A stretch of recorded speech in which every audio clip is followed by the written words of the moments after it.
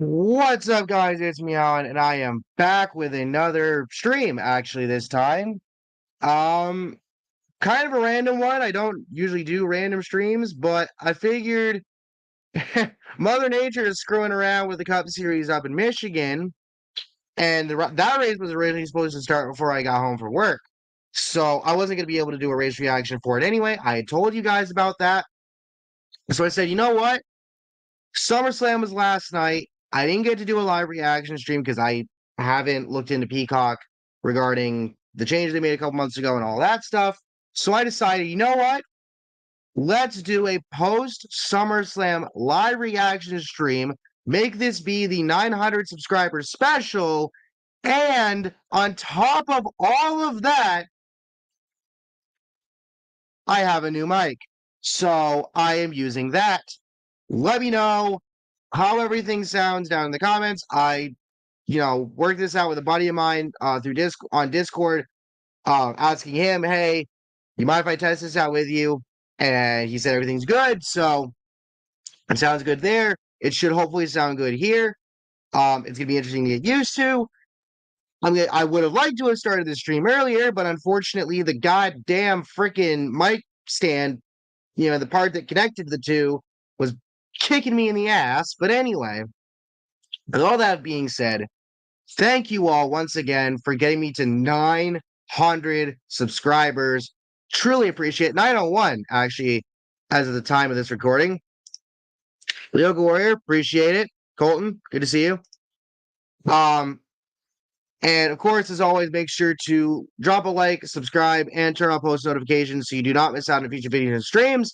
Now that I have hit 900, it's time to go for 1,000. Though admittedly, I would be very much content with hitting at least 950 subscribers by the end of the year.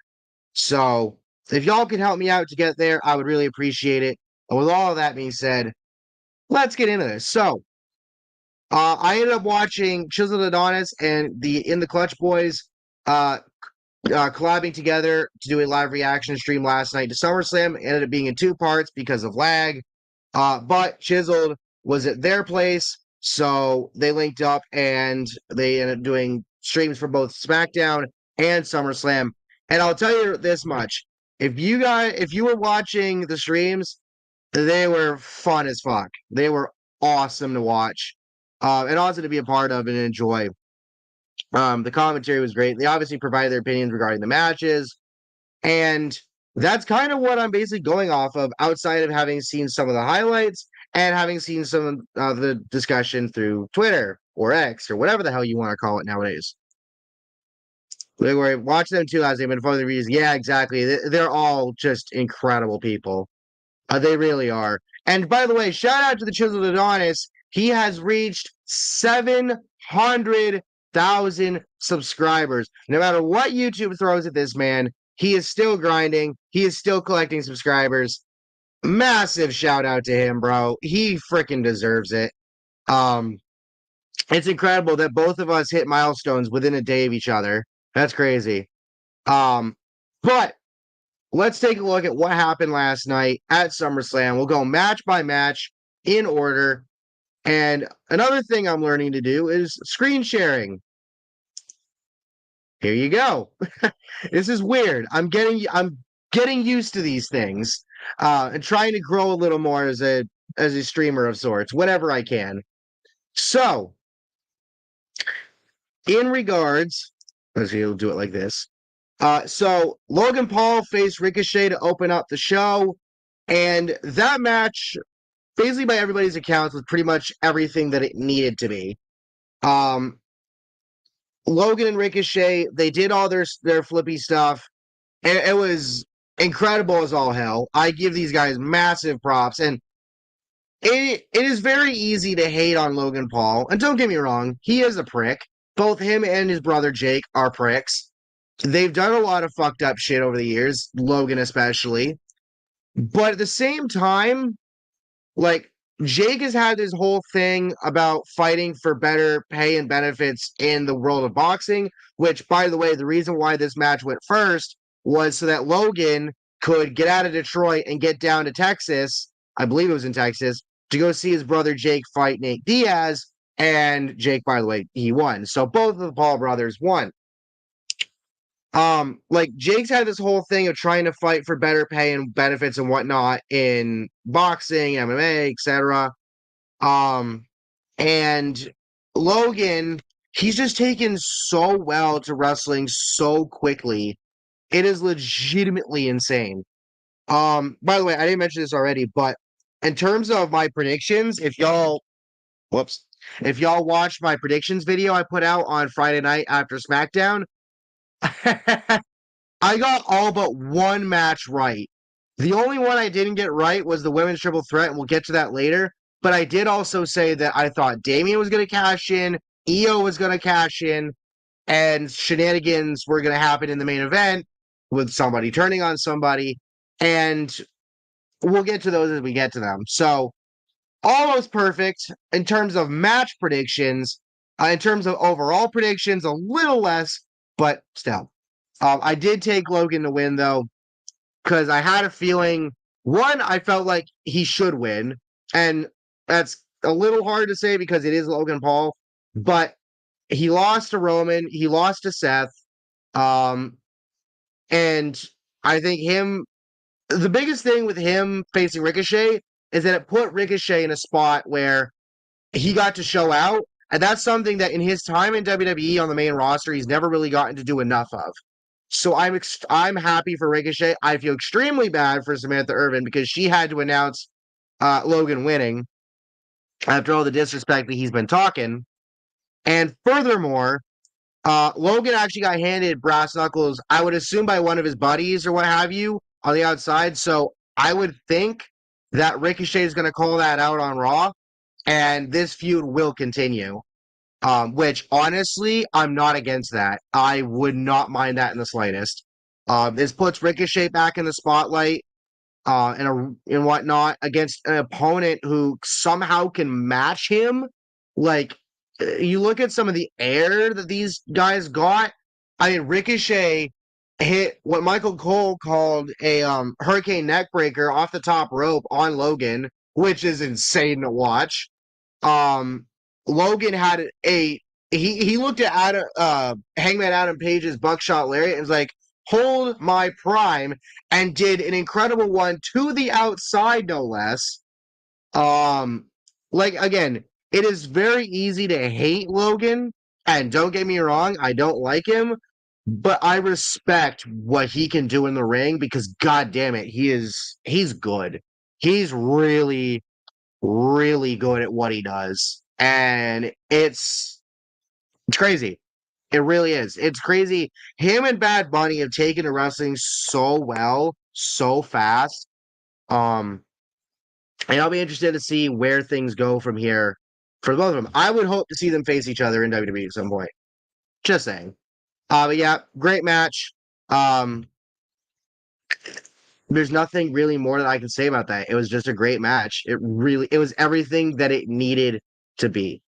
So then you have match number 2, Cody Rhodes versus Brock Lesnar. And a lot of people said going into this match that this match needed a stipulation.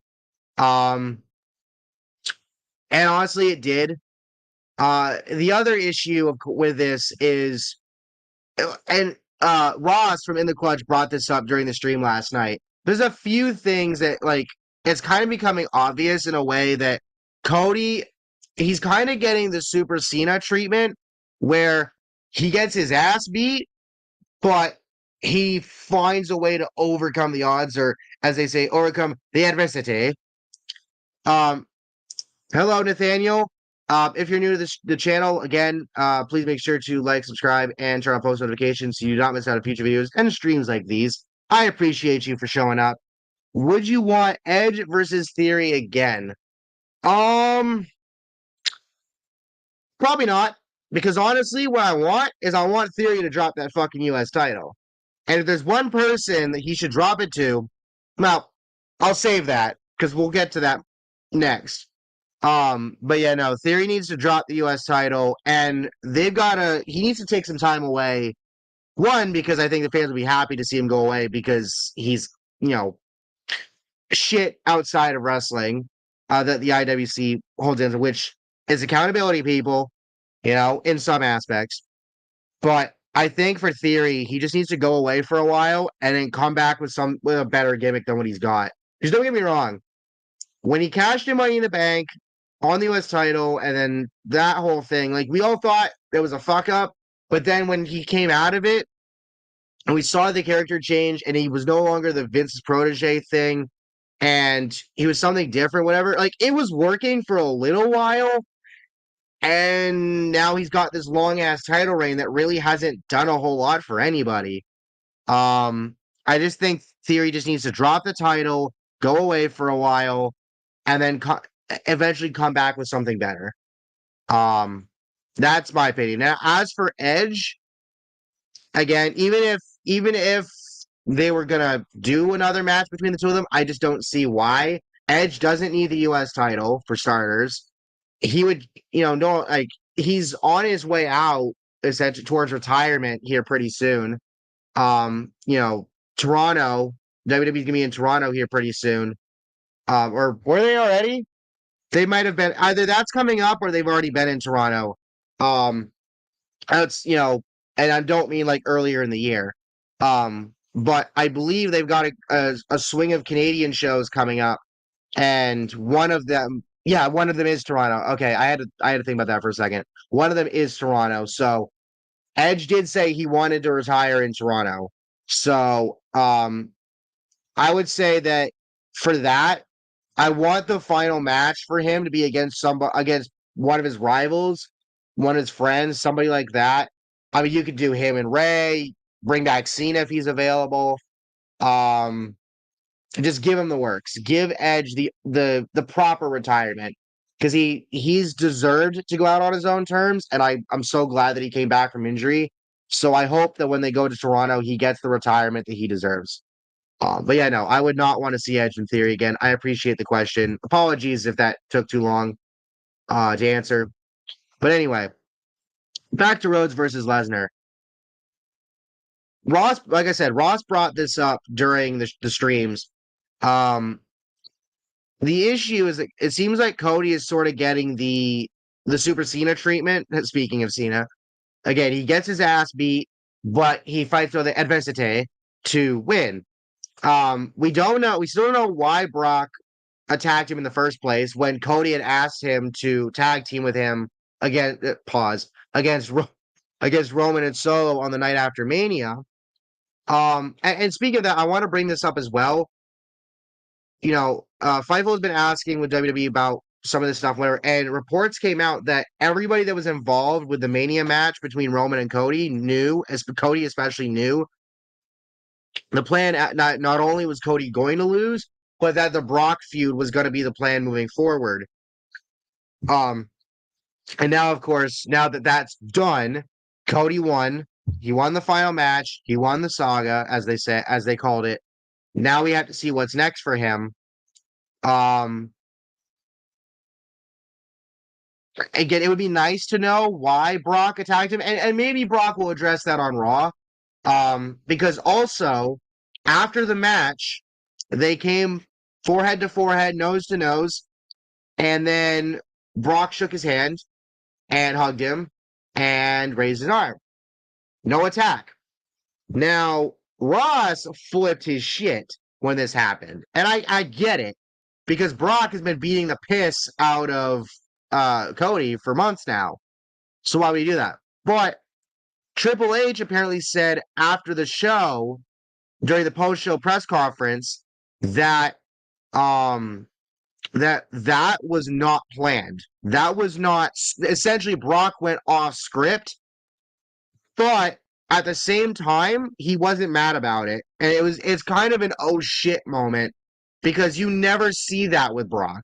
The only time you've ever seen that was his feud with Kurt Angle in his first run. You never see that out of Brock. So for Brock to do that, let alone the fact that he apparently went off script to do it, I think is huge. Some would say it's passing of the torch. Some would say that it's Brock saying, you passed my test. Now I think you're ready for Roman." Because Brock knows Roman almost as good as himself, as Roman knows Roman. because Brock has faced Roman how many fucking times now? You know? So we'll see what happens with Cody moving forward. There was also that spot where Cody hit Brock with the steps, and everybody thought, and people were thinking, "What? That's a DQ. Why is he not getting DQ'd?" Though to be fair, Brock did F5 Cody in the announce table, so I guess we'll call it a wash. Um, but either way, um, I think the match was pretty good. I think it was a lot of the same stuff that we had seen already from the previous two matches, though it was cool to see Cody uh hit Brock with his own submission, the Kimura lock.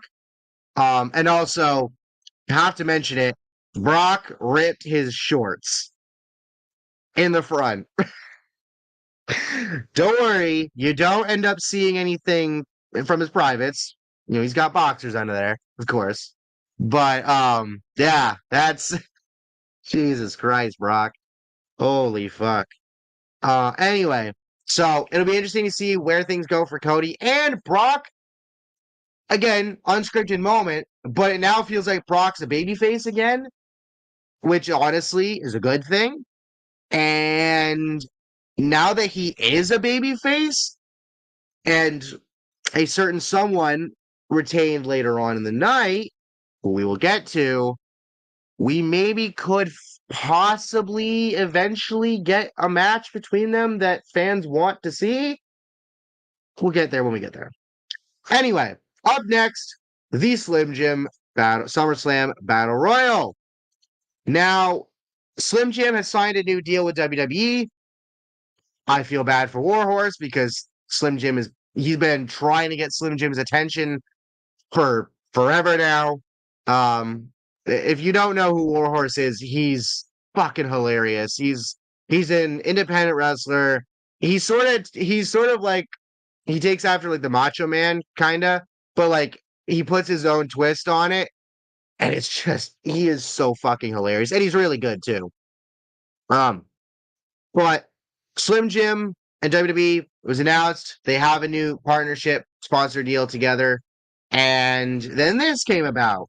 Now, of course, one of the controversy going into SummerSlam, specifically on the women's side, was that Becky versus Trish allegedly got pulled from this match. There's a comment that Triple H, I guess, made during the press conference where um he said that something to the extent of there was no card announced, like there's no card already established that to be announced ahead of time. Therefore, nothing was technically cut. Um, it was just speculated that Becky and Trish was going to happen at SummerSlam, and then it was announced that it was going to happen in 2 weeks in Winnipeg on Raw. Which being that Trish is a Canadian, that's going to be interesting because she is heel, and that's another thing that I've said before. I believe I talked about that in the predictions video, but I might get back into that in a moment here. But anyway, there was that, and also Rhea not defending her title, which I think for that, the issue there is that she's so tied up with Judgment Day, which is, don't get me wrong, is interesting, and we'll get to them later. But the thing with her is that she needs to be defending her title. She needs to have proper opponents. Now, it seems like they're lining up Raquel for that. But why not like have Piper Niven? I mean, go against Rhea. I'm pretty sure you could look it up. They've had some great battles in NXT UK, you know? Um, and Piper Niven is somebody that could definitely match Rhea. Absolutely. And imagine seeing them face each other again after probably having not faced each other in quite a while. Probably since NXT UK. Fact check me if I'm wrong. But I think that'd be great. Um, and just get more challengers for Rhea, like legitimate challengers for her, because we know Rhea is one of the strongest women in WWE, both currently and in WWE history. Honestly, it's her and Bianca are probably the two strongest women that WWE has right now, like rivaling China almost from her time in the company. And by the way, in a universe where it would be possible, Rhea versus China, Bianca versus China. I wish we could have had them. But anyway, rest in peace, China. All of that to say, I'm not totally mad because I have said that Becky and Trish, like Trish as a heel, and Chisholm Adonis said this on the stream last night too. And now that I think about it, Trish as a heel just isn't working. Like he even said, like Edge had to do a lot to get people to hate him when he came back. Trish, I don't think has done enough to get people to hate her, and I like the pairing of her and Zoe because having Zoe be with Trish and be a legend of WWE, it allows Zoe to learn on the main roster, and then eventually we will get Zoe turning on Trish, and we'll get that feud and da da da da. But it just like the one thing that the feud has going for it is the fact that it's been built for months. You know, it started through their partnership along with Lita when facing Damage Control, and then Trish turned on Becky when Liv and Raquel won the tag titles off them, and then after Becky and Trish beat who did they beat? I honestly no, oh that's right, they beat Dakota and Io to get them earlier this year. And then Trish turned on Becky, and then Zoe showed up at uh was it Night of Champions? No. Was it? It was in Saudi. I know Zoe showed up in Saudi to assist Trish, and that's where that portion of the feud got going. And then, like, is it a good feud? I would say to a point, yes, but it's just missing something, and I don't think it helps much that heel Trish just isn't quite working. I'm sorry. I hate saying it, but heel Trish at this point in her life, in this point of her career, she's already a Hall of Famer. She's beloved. You know, I just don't know, man. I definitely think it could have replaced the next match. And I know I've completely gone off the rails talking about this over the Battle Royal. And I'll get to the Battle Royal here in a sec. But um I think the Becky versus Trish probably could have replaced the next match that we'll talk about. But the next match, how much you like it depends on like, are you into MMA and whatever. But anyway, pushing that to the side for the moment, let's get back to this battle royal because let's be real, only one person needed to win this match. Only one person should have won this match, and luckily he did because whose game is it? L.A. Knight. Yeah. Sorry if I hurt your eardrums, but yeah. Shut up, phone. LA Knight got the victory. There it is. Yeah. LA Knight got the win. 24 people were actually announced for the match beforehand. So the surprise entrant ended up being the return of Omos and MVP. Omos being the one in the match. I think the most interesting things coming out of it were Austin Theory was in the match and Santos Escobar eliminated him, which of course Santos won the right to face Austin for the US title, and that will be on SmackDown. And then the fact that it was Sheamus that LA Knight eliminated last to win, because Sheamus had created some beef recently, throwing around some shade and a little bit of disrespect towards LA Knight. And it's pretty fitting that LA Knight eliminated him last. And then afterward on Twitter, Sheamus, he gave him his props. So LA Knight, big victory. It doesn't mean anything in the grand scheme of things because there was nothing necessarily on the line. But it was awesome to see LA Knight get on the show, get on a Big Four show, and get a huge W. Like, it is insane how over this man is. And it's crazy. And I've talked about it here and there before. Like within the IWC, there's this curse that people will bring up mostly because of hate, where anybody who feuds with Bray Wyatt never comes out of it better in a way. Now, I don't subscribe to that theory, nor do I subscribe to Austin theory, but that's besides the point. I don't really subscribe to that theory because it really depends on creative and how they book the superstars. Obviously, when they did Bray as the Fiend versus Seth Hell in a Cell, that did not go well because they booked themselves into a corner. But LA Knight has seemingly come out of his match with Bray back all the way back to the Royal Rumble. And yeah, LA Knight was still getting handed losses here and there, but his natural fucking charisma is what has allowed him to get over with this WWE main roster crowd, a main roster crowd that is not always nice to NXT call-ups, or anybody in general, really, but NXT call-ups especially. Then again, a lot of that has to do with how they get booked. LA Knight has made himself get over, and he's the guy that the IWC, in some aspects, is latching onto. Now that he does have his critics, people saying that he's a Rock ripoff, he's a combination of Rock and Austin, and the way he's talking. I mean, dude, if he takes inspiration from them, he's going to use that inspiration. So,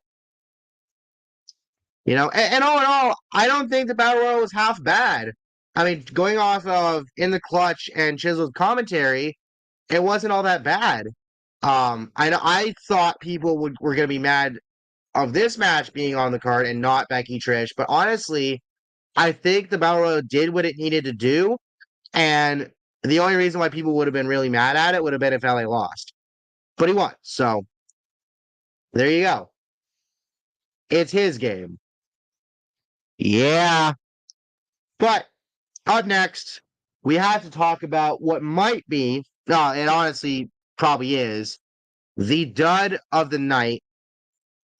Shayna Baszler versus Ronda Rousey MMA rules match. I will say this much, and a lot of people were saying it. This should have been in the fight pit. It's a stipulation that we've seen in NXT. The WWE's iteration started in NXT. They brought it up to the main roster when they did Rollins versus Riddle at Extreme Rules last year when Bray Wyatt came back. And that's what this should have been. Because, now to be fair, there are plenty of people who liked it. And I think it just depends on what you're into. Like, I don't watch MMA. I don't watch boxing. I don't watch that stuff. So that doesn't interest me, per se. If I were to watch this match in full, and to be fair, it's only a 7-minute match, I think in a way, you could probably line it up with the stuff you would see in MMA. Maybe with a little bit of WWE mixed in there. So it's not necessarily a pure MMA match. But it's interesting. I will say that much. It was interesting to see. It's just unfortunate, a lot of the crowd just, they didn't shit on it. And I think honestly, like, for anybody who rates matches, this will probably get rated the worst. Does it necessarily deserve to be? I don't know. Because all the other matches were better than this. Don't get me wrong. But I also don't think it was complete trash. I think for what it was, like with Logan versus Ricochet, it did what it needed to do. And that's what mattered. Shayna won. Ronda's reportedly on her way out again, and no timetable as far as when she's going to come back. If she's going to come back, honestly, I think Ronda should just retire and go be a mother. She is one. She has a child. I think she should just go retire and be a mother. I'm sorry. She's done pretty much everything I think she needs to do or wanted to do. With MMA and all, and UFC, and now WWE, been a champion and everything she's done. I mean, It's not the most ceremonial way to go out, but then again, it's Ronda Rousey. And as an Alexa Bliss fan, I can't give her too much praise because I honestly think when Alexa was in that Raw Women's title feud picture with Ronda and Nia both being in it and facing them back then, that the year that Alexa won Money in the Bank, and the fact of that after that, coming out of that, she was injured. I don't necessarily want to blame it all on them, but yeah, you see where I'm going with that. So we'll leave it at that. Shayna won, and now hopefully they will build Shayna back up to be NXT Shayna again. Because that's the Shayna Baszler that we need. I've been saying this for a long time. We need NXT Shayna Baszler back. And I wonder a little bit what would have happened had Shayna been allowed to beat Becky at WrestleMania 36 and had Vince not fucked it up, where Shayna would be right now. But either way, I'm hoping that we get NXT Shayna back. And speaking, I mentioned earlier how Rhea needs challengers for her title. Remember, Rhea dethroned Shayna the second time when Shayna had the title, the NXT Women's title, the second time around, and had that huge moment in the ring, essentially before Shayna came up to the main roster. So, if you want to put a challenger in front of Rhea, give her Shayna, give her NXT Shayna, or hey, maybe Rhea's the one that brings NXT Shayna back out. Maybe Rhea's the one that unlocks NXT Shayna. And if that's the case, oh baby, let them cook. Speaking of letting guys, or I should say people in general, cook, next up, Gunther versus Drew McIntyre for the Intercontinental Championship. Drew came back at Money in the Bank, attacked Gunther after he beat Riddle, which reportedly, rumor has it, Riddle may not be getting pushed as much due to his outside WWE shenanigans and issues, which, considering a lot of things, I'm pretty sure a lot of people are happy about that. I won't necessarily speak on that matter, but it is what it is. Drew came back, and it was great to see Drew come back in Money in the Bank because we were all wondering what the hell the situation was with him post WrestleMania. There was a lot of rumors, and of course, Drew has debunked that stuff, and whatnot. And SRS, Sean Rossap did say last night, because somebody asked him, he did say last night that Drew doesn't have a new deal yet, which was one of the things that people were wondering about because Drew's deal does expire, I think, this year or next year. And people were speculating that he went missing after Mania because he wants a new deal and he was holding out. And SRS has said that he doesn't have a new one yet. I'm not saying that I think that Drew might not resign. And even if he doesn't resign, I don't think it's out of hate for WWE at all. Maybe he just wants to move on, do something different. Maybe at the same time, he'd been doing a lot of stuff for them, related to Special Olympics. So I would think WWE would really want to keep him. So we'll see where that goes. But it was a hell of a match. They had Abyss. Remember him from TNA and Impact? They had him produce this match.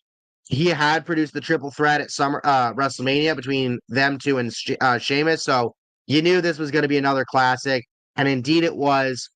And now Gunther is another day closer to holding on to, I should say, dethroning the Honky Tonk Man for the longest intercontinental title reign of all time. Which at that point, I think, is when he's going to drop the belt afterward. The question is to who? And yeah, so what I would like to see is, and I alluded to this earlier, what I'd like to see is Gunther versus Brock Lesnar, which was something that people were wondering, is that going to happen for Mania? And it didn't, but it's something people want to see. And now that Brock's a babyface again, I think they should do it. When? I'm not sure, but I definitely think they should do it. Hopefully soon. Um, and I think Brock putting Gunther over would be insanely awesome. So Gunther, he retains again, deservedly so. And by the way, shout out to Ludwig Kaiser because that dude, if you need somebody to announce something in your life, you need Ludwig fucking Kaiser. Just saying.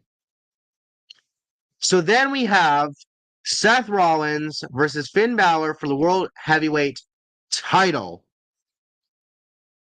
And this Seth comes out trolling Finn wearing the same vest that he wore the night that they faced each other at SummerSlam 7 years ago when Finn won the Universal title but got hurt during the match. Seth brought that vest back. Finn had 7 written on the shoulder that had gotten injured back then. And this may honestly have been match of the night. If you said this was match of the night, I would not be mad at you. Honestly, I think it's either this or the next match, the women's triple threat, that is arguably match of the night. Seth and Finn put it all out there. The false finishes were insane. Just watching Chisel in the clutch commentate and their reactions were incredible. And the key to this ended up being Damian Priest kind of sort of costed Finn. Of course, there's that picture of Damian going around, the bra face that he gave, which is now, I think, a meme, in my honest opinion. But Damian costed Finn. Let's be real. He did. It was unintentional, but he did it. Damian tried helping Finn with the briefcase. Finn, I think what happened was Finn thought Damian was gonna cash in or was looking to, because if you watch the highlights back, there's a part where when Dominic and Damian and Rhea come out, Dominic and Rhea distract the ref. Finn goes over to Damian in the other corner, and Damian's trying to handle the briefcase to use it while the ref's distracted. But Finn is like, no, stick to plan A, this and that. And then he dodges an attack from Seth. Seth knocks Priest off the apron. But I believe, and then Seth gets Finn with a curb stomp because Finn still got caught in the crosshair. And then there was a kick out. Seth kicking out after the coup de grace. Just a lot of insanity happened. But the ending, the fact that Finn got curb stomped on top of the briefcase, the moment that Seth and Damian had afterward, where Damian's just like staring at Seth, the bruh face from Damian. Raw is going to be interesting.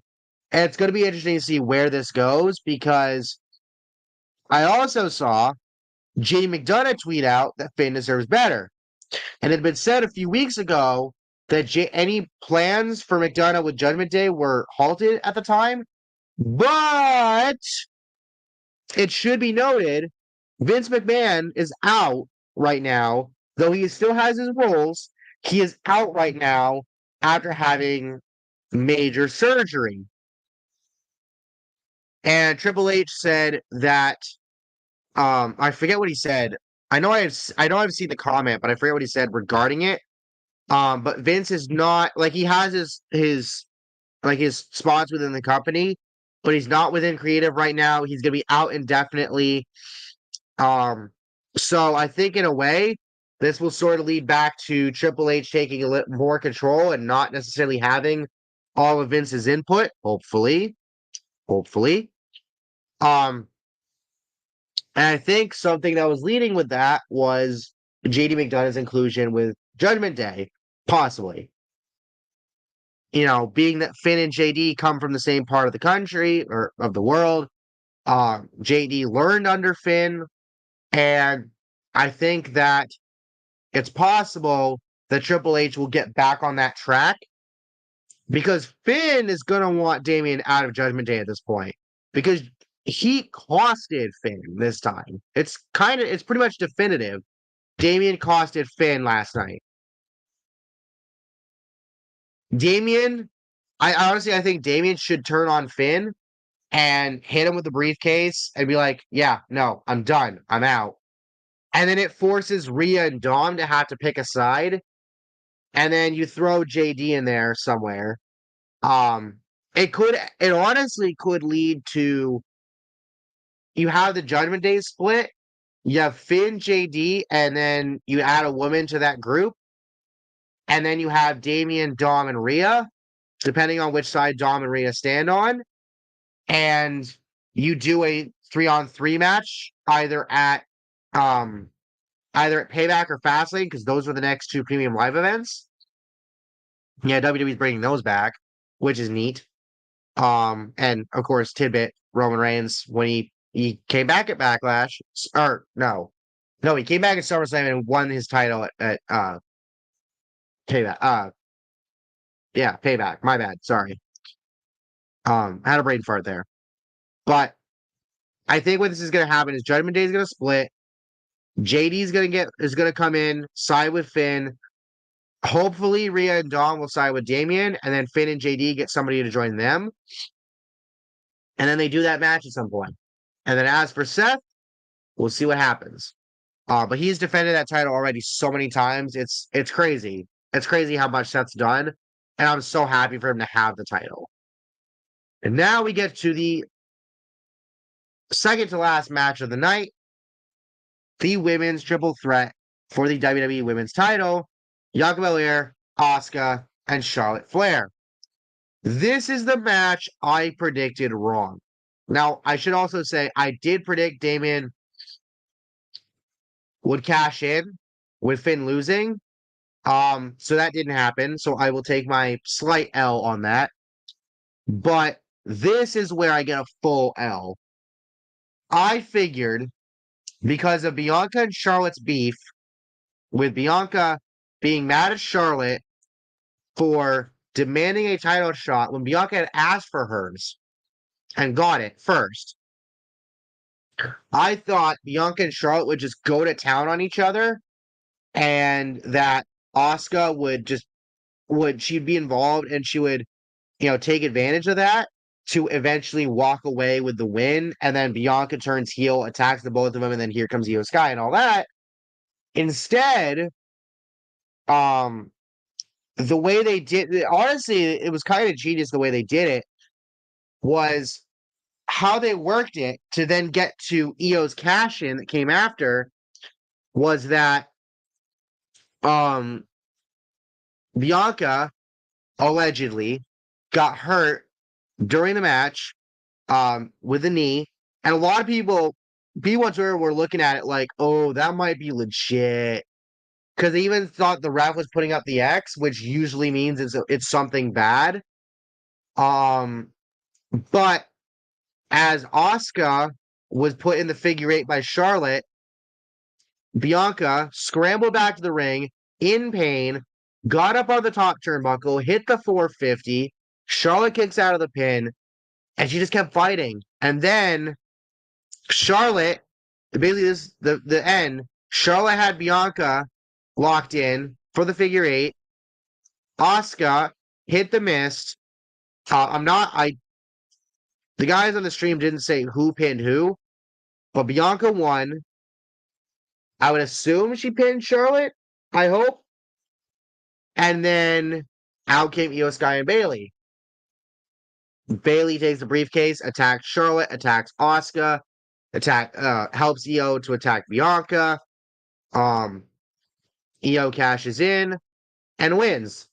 And now Io Sky has her first main roster singles title, which is awesome. But with all good things, something bad will happen. And in Io's case, I'm pretty sure Bailey still has beef with her. Because remember,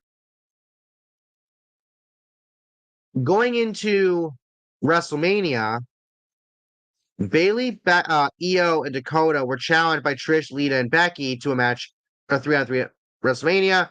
Becky accepted without really conferring with Io and Dakota. They lost. And afterward, on Raw Io was ticked. And it looked like then, like Io wanted out. And over time, as we've seen, like Io got the title shot to face Bianca in Puerto Rico at Backlash.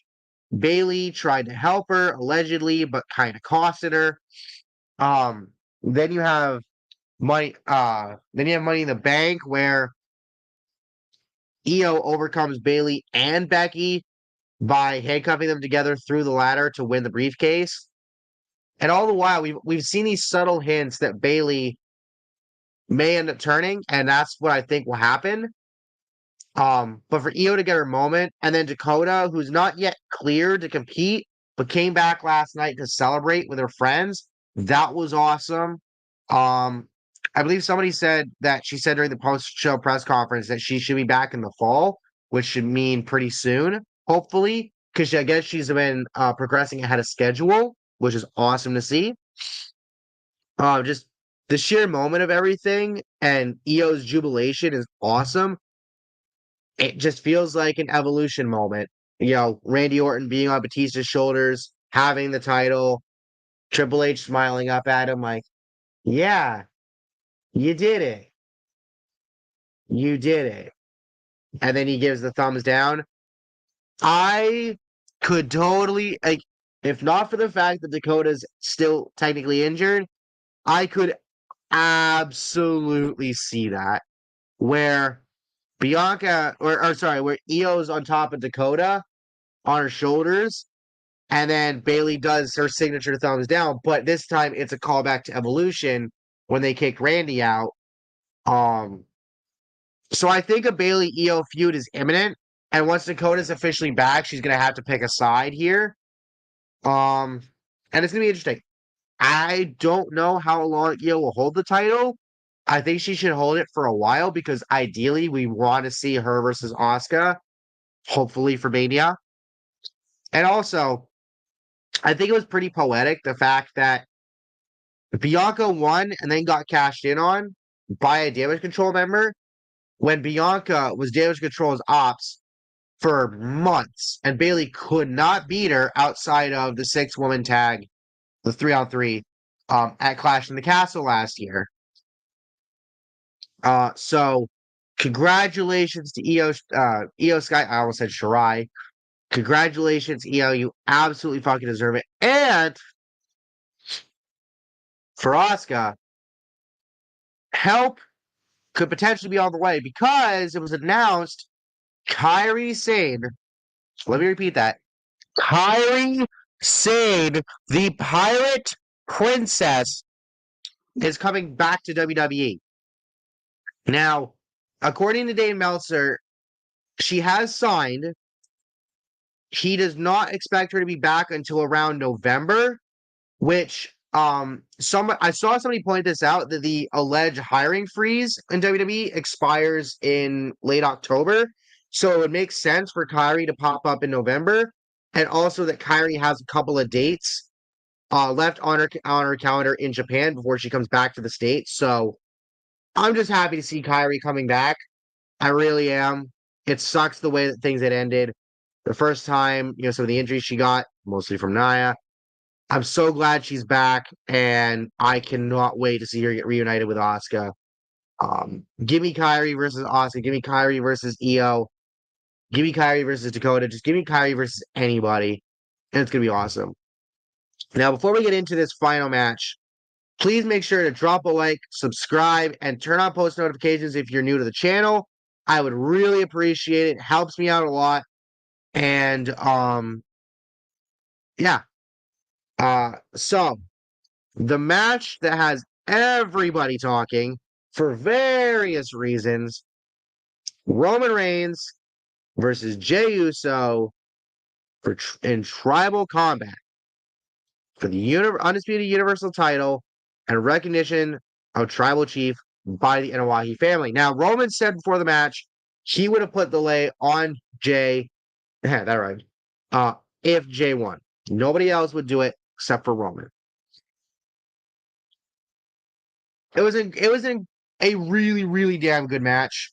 Solo would end up interfering, but him and Roman had a moment, and it builds more dissension in between the two of them because I do think Solo will turn on Roman within the next couple of months. Just not yet, but it's going to be soon. However, what has everybody pissed off is Jimmy Uso um costing his brother Jey. Now, I actually called this in my prediction video. I called it in saying that I felt that Jimmy was going to show up and cost Jey potentially. Because put it to you like this, right? Jimmy did the work. He got Jey to turn on Roman. Jey didn't do it because, on his own volition necessarily, simply for the fact that he was so conflicted. And considering how much Roman's put him through, I don't blame him. But Jimmy got Jey to turn. Then they went to Money in the Bank. They won that. Jey got the pin. And then you go into SummerSlam. And one of the biggest things is that Heyman has been saying that Jey, at the time, is sounding more and more like the Tribal Chief. That maybe Jey could be the next Tribal Chief. And I think you look at Jimmy costing Jey the match in a couple of ways.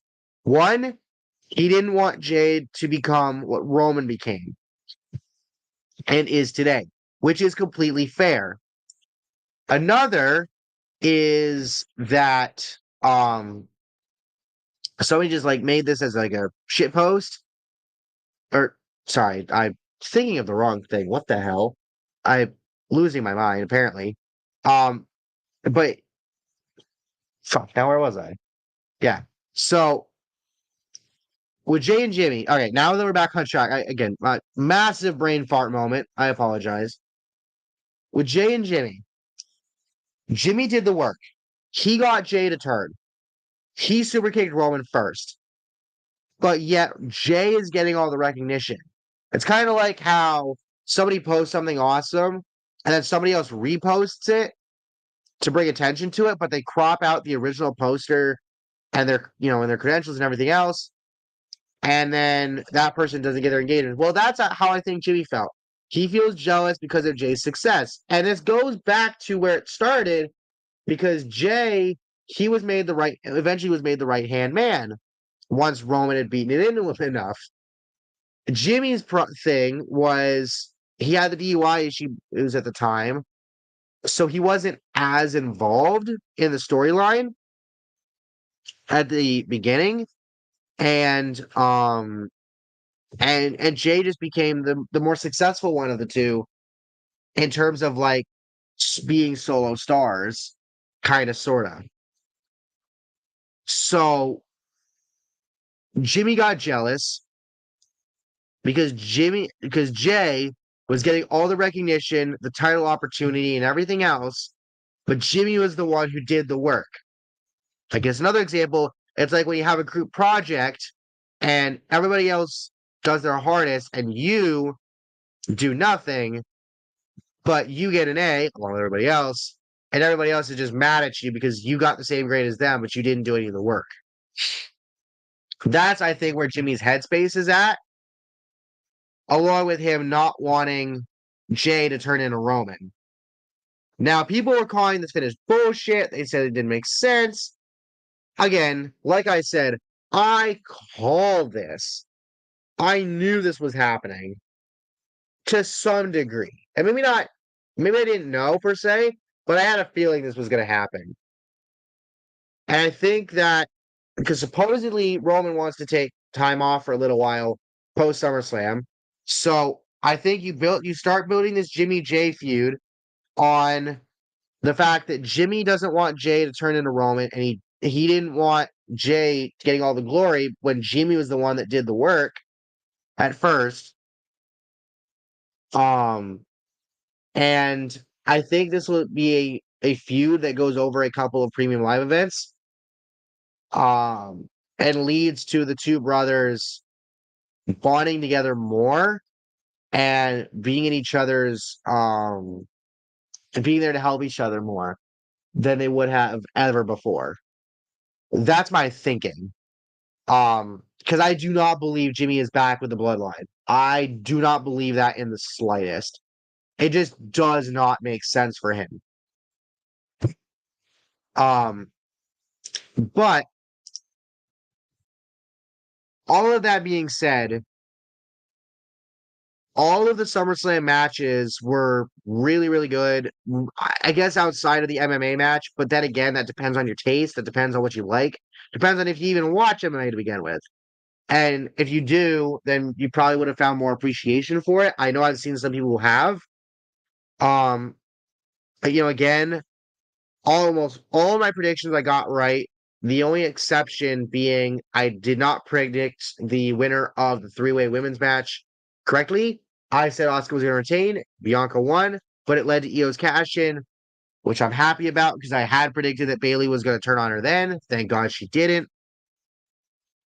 I also said that Damian Priest was going to cash in. He didn't. Um, so SummerSlam, another banger show. It was awesome again to watch Chisel and Adonis and the Inter Clutch guys do their commentary and live react. Which you guys know that I enjoy.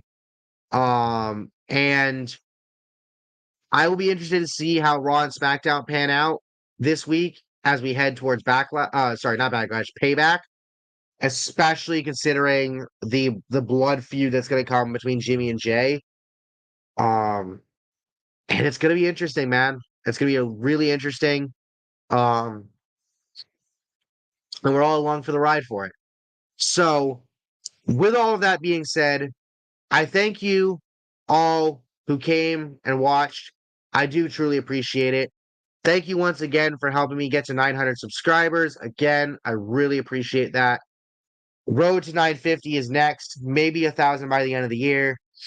Hit my mic again. Apologies for that. With all that being said, thank you all for watching. Hope you all enjoyed. I will catch you all next time. Peace.